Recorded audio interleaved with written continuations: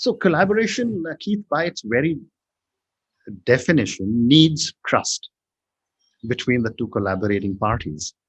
My question to you is, what are the tools and techniques you provide to enable this collaboration? So I'll give you two answers to that. I'll try and make them quick, so there's a lot to talk about here. There's a theory, and then there's the tools. Mm-hmm.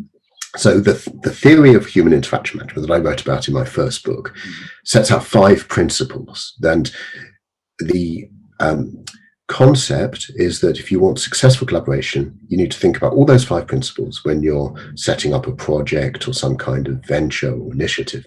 So the first one is, I call it commit. And that's about everybody knowing what their role is, what their responsibilities are. They have to know what other people's roles and responsibilities are, and they have to accept those responsibilities. The second one is about communication, and that's about having messaging and sending information to one another in a way that's purposeful, not just exchanging information for the sake of it. Mm-hmm. The third one is about contributions. This is about recognizing the different contributions that different kinds of people make, and some of which may be as simple as making an introduction to someone or having an idea or helping facilitate a meeting. These are all important contributions, and they need to be recognized and rewarded in some way, not necessarily financially. The fourth one I call calculate, and that's about using your time well. So focusing on your goals, not just using time for the sake of it, not just working for a task list. Mm-hmm. And the fifth one is about change, is about recognizing that change is happening all the time around you and you need to adjust your plans. So they're the 5 C's of collaboration: commit, communicate, contribute, calculate, and change. Then there's tools.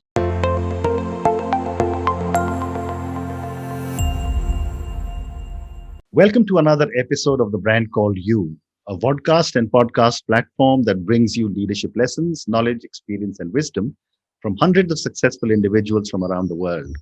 If you are new to our channel, please consider subscribing to it and hit the bell icon so that you never miss an update.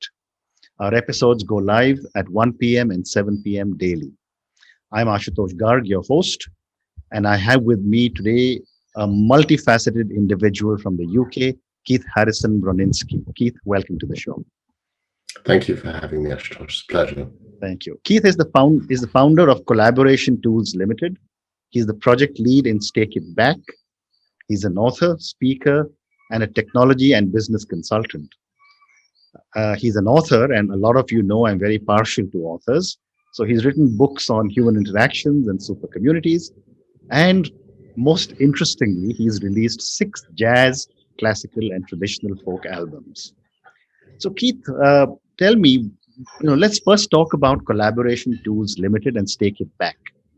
Tell me about these ventures.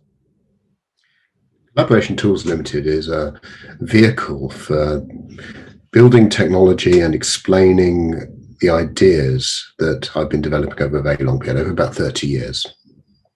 And these ideas all start with the insight that I gained at the very beginning of my career that collaboration was everywhere in society, but it was not done in any kind of structured or formal way.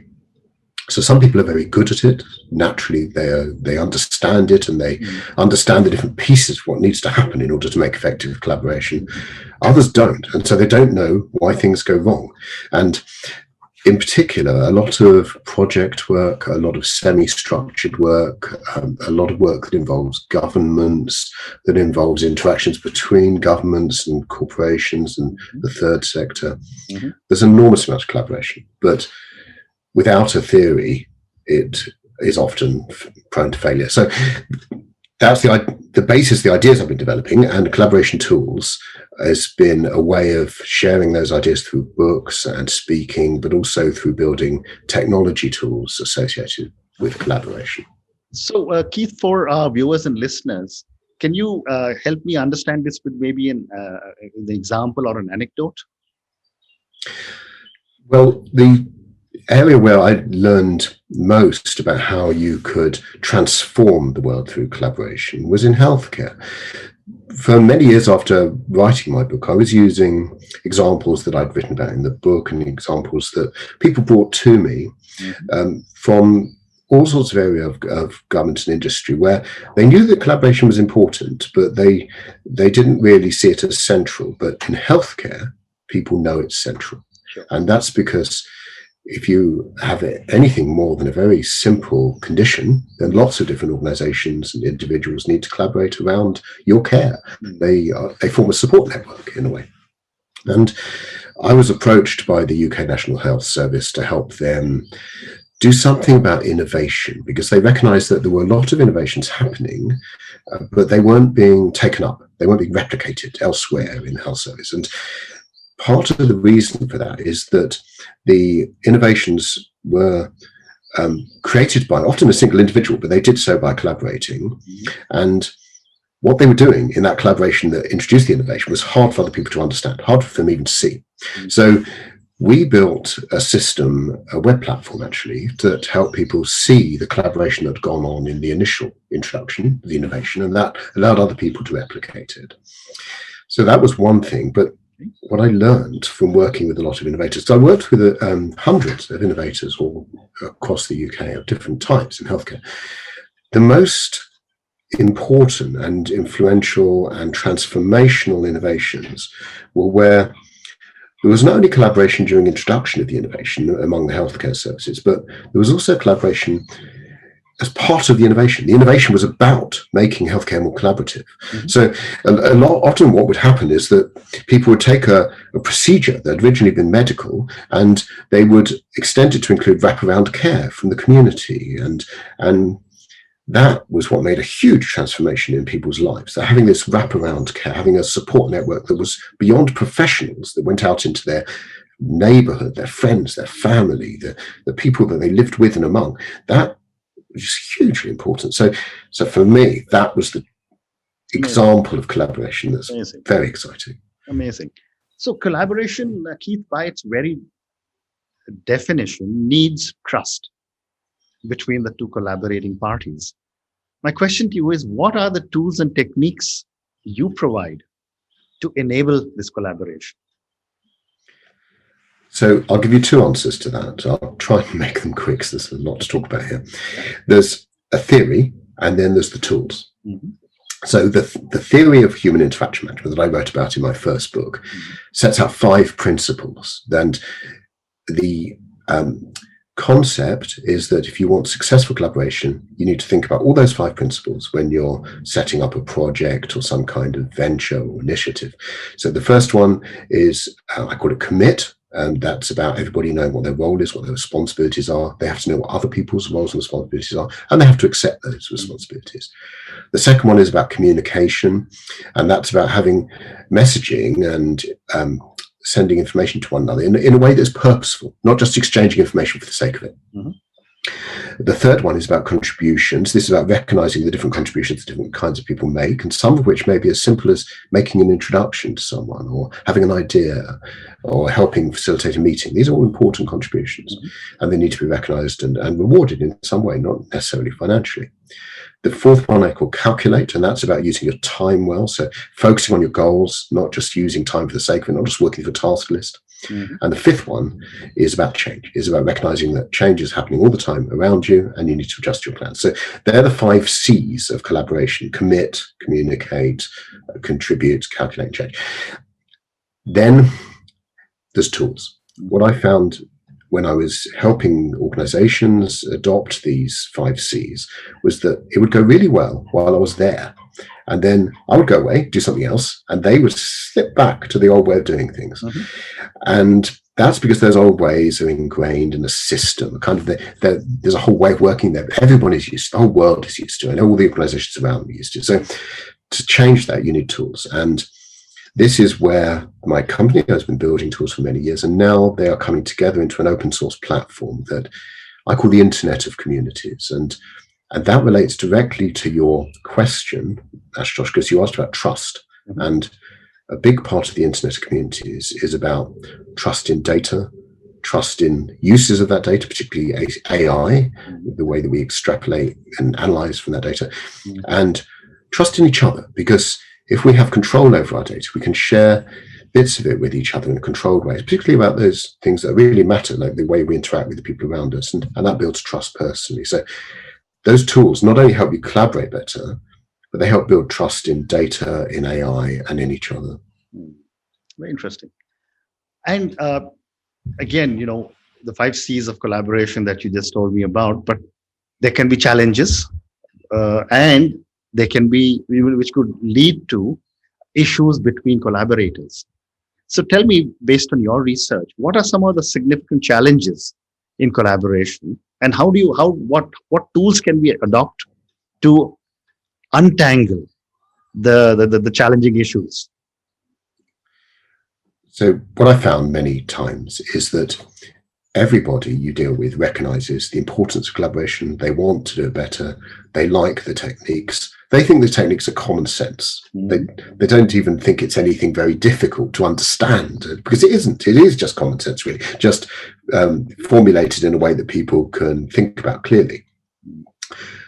The challenges are that you're not going into a new environment. You're going into an environment where lots of people have done lots of things already. And often they've created systems, they've started projects, and the approach to collaboration that I'm recommending would mean recognizing that they've done some of those things in a way that wasn't going to succeed. And that's a really big issue for people, especially in government. Acknowledging that they've spent government money on something which wasn't going to succeed, probably would never have succeeded. That's a career problem. Outside government, you will have people in, say, a community environment where they have built tools for the community, websites and so on. These websites are not useful often in a long term. If you adopt these more theoretically sound approaches, which are actually cheaper and easier, they make all that stuff unnecessary. So a lot of people who've built websites and perhaps making a bit of a living off those websites, they have an income, and they are really threatened by a way that will sweep all that away, and it'll make life better for everyone else, but for them it takes away their income. So that's a challenge, and it needs to be handled by the community, by the organization, in a very sensitive, very open, very inclusive way. Very interesting. So let's move on and let's talk about Stake It Back. When I was reading about you, you said Stake It Back is a disruptive mechanism for funding small businesses, including projects that benefit society. Can you help me understand this with an example? Sure. So at the moment, the amount of money invested in global capital markets is somewhere around $178 trillion. That's the amount of money we know about. Of course, there's a lot of money that we don't know about. There's floating around in cryptocurrencies and so on. But let's just think about that. Now, of that money, a proportion is invested in what they call ESG, environmental, social, and governance investments, and about 16%.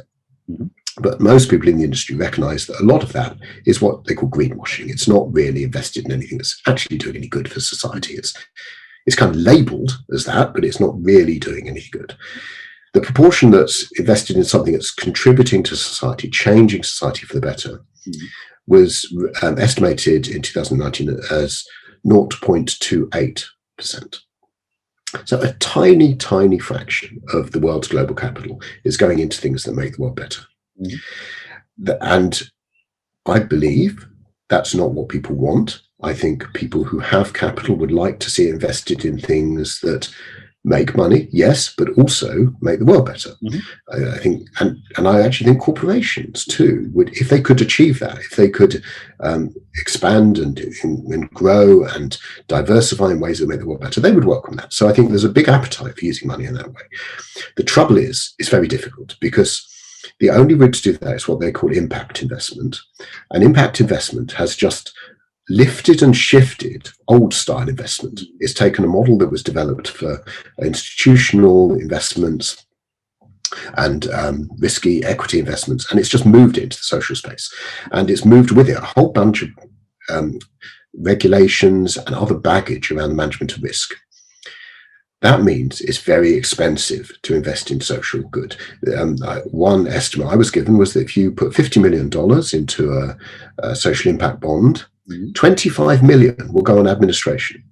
Wow. So it's crazy, insane, and unsustainable, and not what the planet needs. So we need a better, simpler way for the world's global capital to flow into doing good things for the world. Right. And that's what Stake It Back is. It's it's not an investment in the usual way. It's more of a commercial arrangement between the investor and a small project, which could be a social enterprise. It could be a community project. It could be larger. But the nature of the arrangement is very simple. The person, organization with money says, I will give you so much money, and in exchange, I want you to deliver to some targets. So the project might say, buy some electric bicycles, get people to use them. It might dig a well. It might build a flood defense. And then that, if it's structured as a social enterprise, will be profitable. And so the arrangement is that when that target's met, the person with the money will get their money back, plus a bit extra. And usually, if you do the sums, they can do better from that arrangement than from investing in the equity market. So it's a win-win. And the little trick is that there's no intermediary and the risk stays with the investor. So they acknowledge that the project might not deliver its target. And in fact, it probably will, because everyone wants it to, and why would it not? But they accept that risk, and that gets rid of all that administration burden.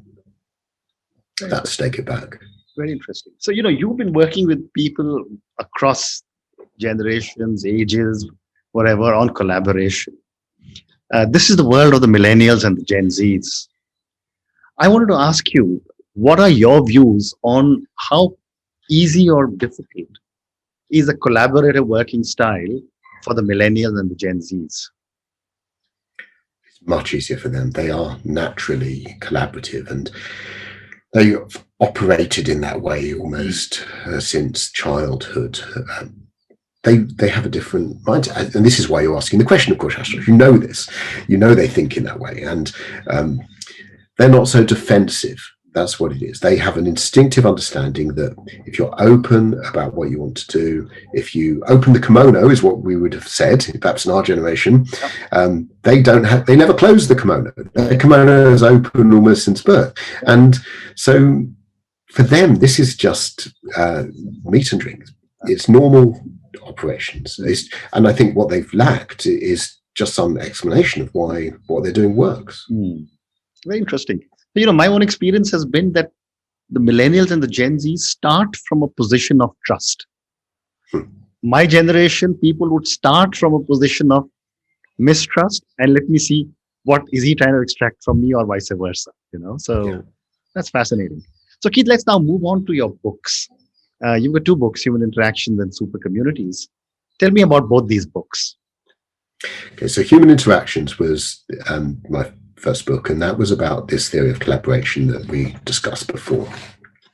And that set out the ideas, but it didn't set out a methodology for using the ideas. And after that book, I was given the opportunity to speak widely across the world. I did a lot of keynotes, and I was approached by a lot of organizations. So then I was able to start developing a methodology. And that's what led me to work with organizations like the National Health Service. And actually, I contributed to a lot of other books along the way. So through writing as part of other books, then I was able to formulate this methodology. What I found was that the place where we need this most, the place where we can use it as a global society most effectively, is in the interactions between communities and governments and corporations, that we can empower communities through collaboration, especially if we bring in a holistic notion of wellness and understanding that communities can support their members in becoming well, not just physically and mentally, but in every aspect of their life, to do with their safety, the way they get around, the way they are educated, the way they have access to work, and these things and many more that communities can provide. And especially if we bring that together with a Stake It Back notion of how to finance all these good things, then communities can take ownership of their resources. I separate their resources into their capitals, what they're given almost by virtue of where they are and who they are, which is their natural capitals, their industrial capitals, their social organizations, and then the assets they build using those. They can use the capitals to build the assets. They can use the assets to increase the wellness of their members. And then as their wellness improves, their members will start helping build more assets. They'll help others. They'll help sustain the capitals. There's a lot of virtuous circles in there. And that led to my second book. That was my second book of my own name, which is Super Communities. And Super Communities is a theory, just like my first book was a theory.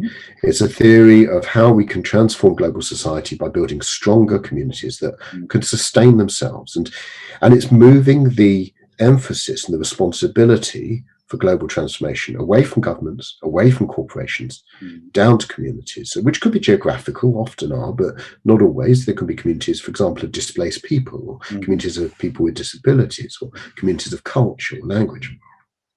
And the internet of communities I mentioned before is the project I'm working on now. Is the technology tools, brings together everything I've been doing all these years into a platform, an open source platform that supports the super communities approach.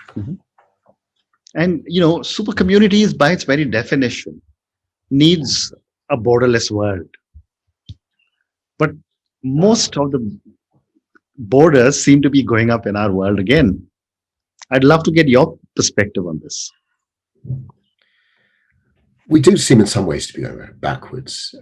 It's very hard to really get perspective on that, isn't it?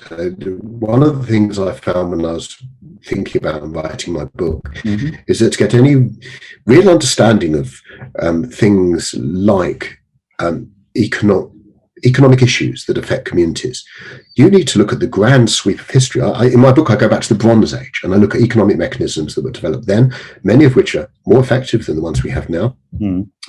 And I think we have to take that perspective on the borders that are emerging in the world at the moment. I think we're too close to it to really see what is going to happen, and particularly with relations between America, China, Russia. I think this is something that will play out not over the next 10 years. It'll play out over the next 100, 200 years. And we may actually, over the long term, be moving to a much more open society. I'd like to think so. I'd like to think that things like climate crisis, which are such a terrible existential threat and affecting so many people on a daily basis, in the long term will be like in a science fiction film when the aliens attack.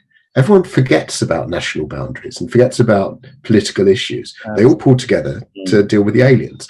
And that's climate crisis. That's inequality is like that too. And what's happening with global capital is like that. All these things are like an alien attack, and they may well pull the world together in the end. That's my belief.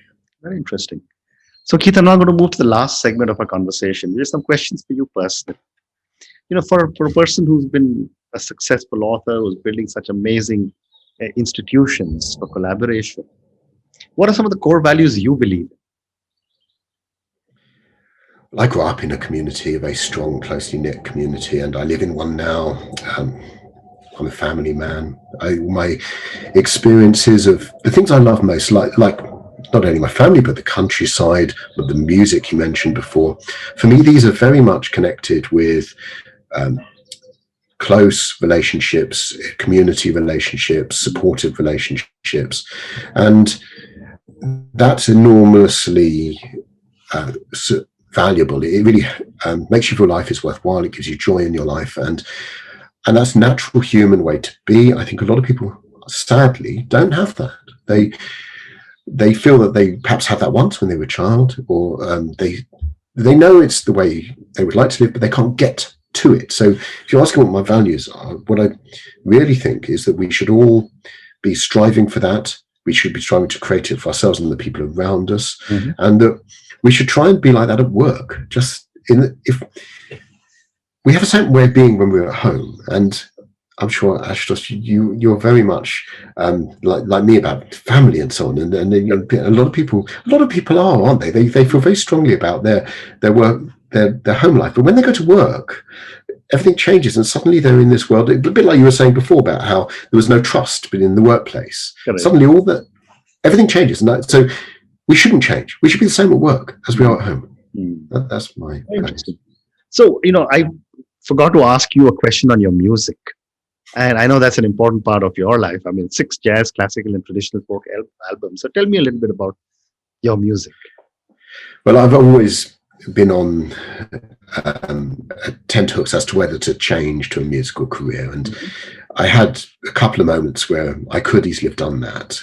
When I first started writing classical music, I was invited to write more, to go on tour with an orchestra, and that would have sent me into a different career. And I could have done that with jazz as well at some points, but I always felt that much as I love playing music. I love working with musicians, and it's a wonderful thing to do for anybody. But there are lots of musicians in the world, and these ideas that we've been talking about today, I didn't feel there were other people that were going to take them forward unless I did. So I felt I had to really pursue that as my career. But music has always been there, and I've worked with so many different kinds of musicians, often through engaging with very amazing, internationally famous musicians that happen to live in my local area, and working with them on all sorts of different projects. So I've been very blessed. I've had all these wonderful musical experiences. Fabulous. I mean, I can't imagine what a music group would be without collaboration.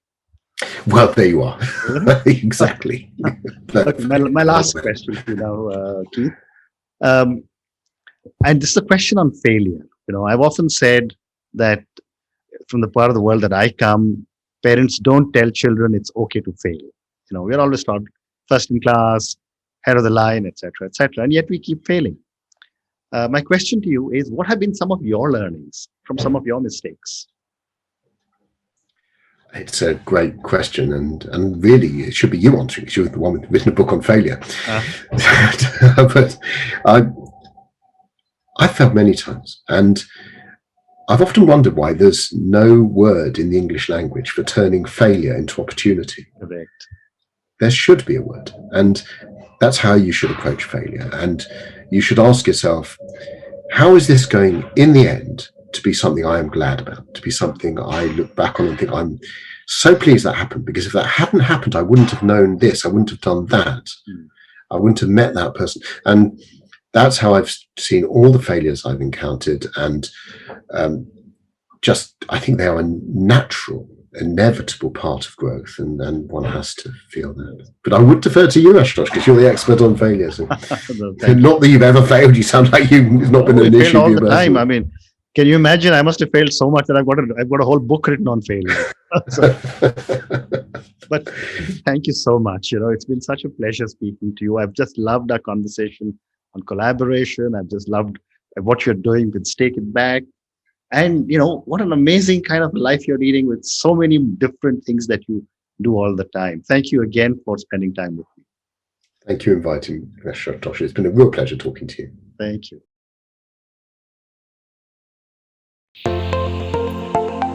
Thank you for listening to The Brand Called You videocast and podcast, a platform that brings you knowledge, experience, and wisdom of hundreds of successful individuals from around the world.